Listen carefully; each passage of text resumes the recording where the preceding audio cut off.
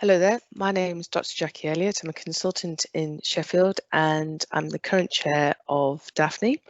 I wanted to present to you today the audit outcomes from 2018. So we've collected data on people that did a Daphne course in 2018 and had follow-up data in 2019, and hence that's why we've always got a bit of a lag with the data. I'm presenting this on behalf of the Daphne Collaborative, which is obviously a huge amount of people, but I do need to say special thanks to Peter Rogers, who is a lay member of our executive board. Peter has type 1 diabetes and did a Daphne course several years ago and has been on the exec board and has kindly agreed to analyse data for us for the last few years. So thank you to Peter.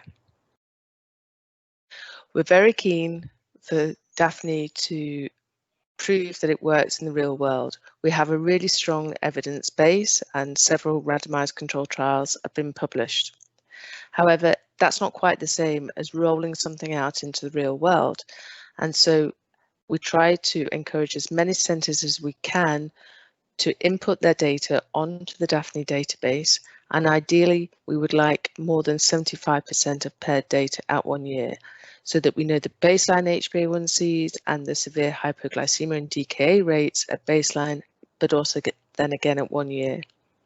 And each centre is then graded according to 3 key performance indicators, KPIs. We would like, obviously, for there to be a drop in HbA1c. And for this, we look at those that have higher HbA1cs to begin with. We know that the target HbA1c that NICE has set is 48. However, this target is difficult to achieve and won't be achieved by that many. I liken it to an exam in that exams are out of 100, but you don't expect many people to achieve 100%. What you hope is that a significant proportion achieve 60 or 70%, and that's the equivalent of getting as many of our patients as we can to an HbA1c of 58 or less. We know that a significant proportion of people come onto a Daphne course in order to reduce their hypoglycemia. So for some of them, for instance, they might attend a Daphne course with a starting HbA1c of 53, and a good result for them is vastly reducing their amount of hypoglycemia so that at 12 months, their HbA1c might have even slightly risen, let's say to a 55 or 56, but they've got rid of the vast majority of hypoglycemia, so that would still be a good result. That's why we have this cutoff. We want those with high starting HbA1cs to get a good drop. In tandem with that, we want as many people as possible to achieve the target of 58 millimoles or less, because we know that attending a Daphne course does reduce hypoglycemia, as I'll go on to show in a few slides. And so a separate key performance indicator is the reduction in severe hypoglycemia. Some people will come onto a Daphne course because they've had a severe hypo in the last 12 months, and for those patients, we double check how many of them have been severe hypoglycemia free at 12 months. In order to be sure of what we're saying in terms of what Daphne can achieve, we need really good data quality, and that means having lots of paired data. And this is something that you can see we've been working on over several years, and in the last 5 years we've increased our data ascertainment from 45% back in 2014 now up to 60%, where we know baseline data and paired 12-month data in the Daphne database. So thank you to all the centres for driving up the quality of the data that we're presenting. We want as many centres as possible to have more than 50% data completeness, and you can see that this has been gradually increasing, and we now have lots of centres where they've been able to collect data on over 70% of their participants. For centres that are able to achieve more than 50% data completeness, we publish a heat map so that they can see how they're comparing to other centres. We feel that it's not really fair on centres that are not collecting lots of data to include them, because there might be the risk of bias. And in 2018, we had 5 more centres achieve more than 50% complete data compared to the year before. A really good result. So these KPIs are on a RAG rating, red, amber and green, and obviously the target is to get as many of the KPIs as you can green. In order to get a green rating for the HbA1c fall, centres need on average for their patients to achieve a drop in HbA1c of 5 millimoles or more. And remember, this is just for those with a starting HbA1c above 58.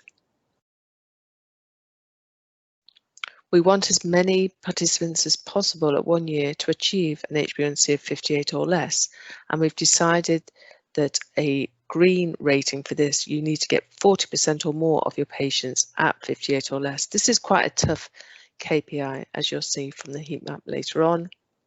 And a slightly easier one to achieve is more than 50% of your patients that have had a severe hypo within the last 12 months prior to a Daphne course being severe hypoglycemia in the 12 months after a Daphne course. So this is the summary for the audit year 2018. And you'll see here that we had nearly 3,000 patients complete a Daphne course in that year.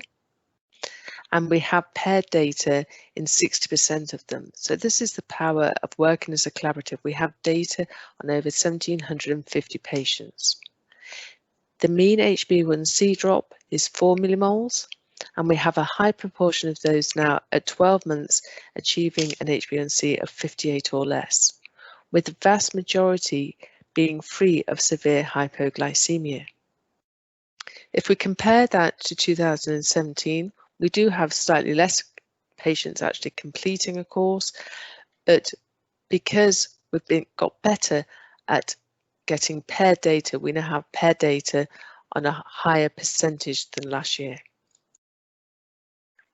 The reduction in HbA1c is very good, with an average drop of 4.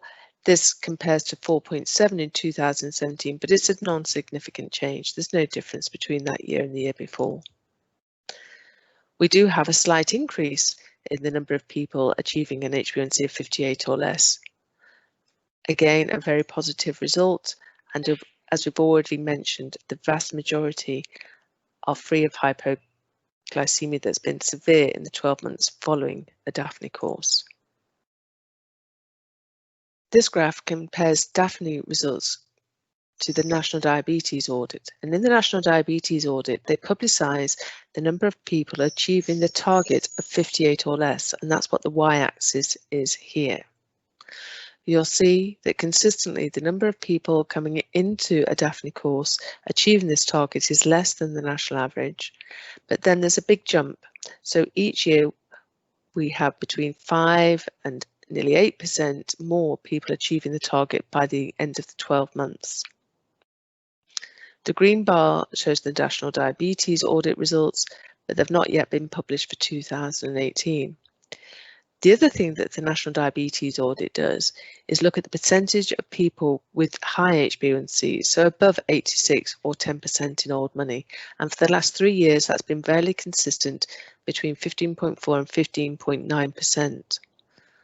And we have similar amounts of people pre-Daphne having those high levels, but up to 19%, so in fact slightly worse. But look what happens 12 months down the line. Post-Daphne, we only have 10 to 12.4% of those people having the higher HbA1cs. These are the people that are particularly at risk of microvascular complications and indeed COVID, so it's a really important result. In Scotland, they have the Scottish Diabetes Survey, and this is just slightly different. So we've compared Scottish centres with their own national data. And what they do is look at the people that are actually under 58 as opposed to under or equal to 58. So the green bars are smaller, and you'll see that the number of people achieving this target pre-Daphne is quite markedly lower, and there's a big jump 12 months later. So increasing by 7.8 to 13.1% each year. Likewise, the Scottish have a slightly different system for looking at the higher HbA1c, so they've chosen a tougher cutoff of greater than 75 or 9% in old money, and for the last 4 years that's been roughly about a third. And pre-Daphne, some years it's slightly worse and some years slightly better, but you'll see a large proportion are above 9% pre-Daphne, and this is dramatically reduced in the 12 months after Daphne. So whichever way you look at it, Scotland, England and Wales, we are helping some of the really high percentage people gain much better control. There's no publicly available data for Northern Ireland or the Republic of Ireland, so we've not included an analysis of that. One of the other things that I wanted to share with you is that Daphne does consistently reduce episodes of diabetic ketoacidosis. So we know that this costs a lot of money and is potentially fatal. And part of the power of being part of the Daphne collaborative is that we can combine all the data in the Daphne database. So we know that year on year, post-Daphne, the number of DKA episodes has reduced by 73 to 89.7%. You'll be aware of patients within your own service that potentially have repeated episodes of DKA. So another way of looking at this data is the number of patients experiencing DKA, and this is reduced again year on year by between 77 and 88%. Daphne is incredibly safe. It reduces severe hypos, it reduces diabetic ketoacidosis. So what can we say? In conclusion, we know that we're getting good quality data, and we've been working on this year on year, and now we have 60% data ascertainment. So Daphne really does work in the real world. We have lots of centres now achieving more than 50% paired data, and that means that centres can be compared with one another. We also know that Daphne does do what it's set out to do, in that it's improving biomedical outcomes. So we consistently get a 4 to 5 millimole drop year on year, which means that more patients can expect to live with less complications. We have more people hitting the target, and that's higher than the average for the National Diabetes Audit, whether that's in England and Wales or with the Scottish Diabetes Survey. And we know that we're doing this in a safe way because there are less severe hypos and there are less DKA, so both reduced by well over 80% year on year, something that no other intervention has been able to demonstrate.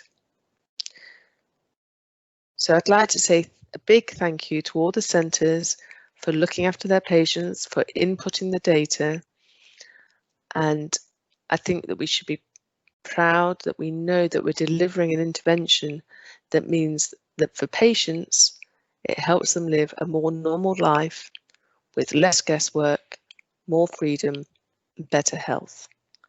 Thank you for your attention.